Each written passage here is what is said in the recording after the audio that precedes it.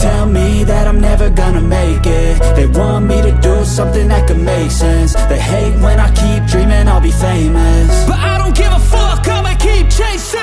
I got all this potential that's deep inside of me, but they hate when you're successful cause they try to be. They sit there being judgmental because you're trying things, and they just want you to settle and do the right thing. So get a good job, don't slack off. Wake up every morning, make a good impression on your boss. Don't do anything that I wouldn't do, and when you're making money, make sure you don't spend it too soon. Fuck that, I'll do what I wanna do. I got a different path from everyone, and that includes you. Who are you to tell me how to live life? In these times it feels like nobody's right, yeah. So I'ma figure out what else we succeed, and then invest all of my time into that and proceed.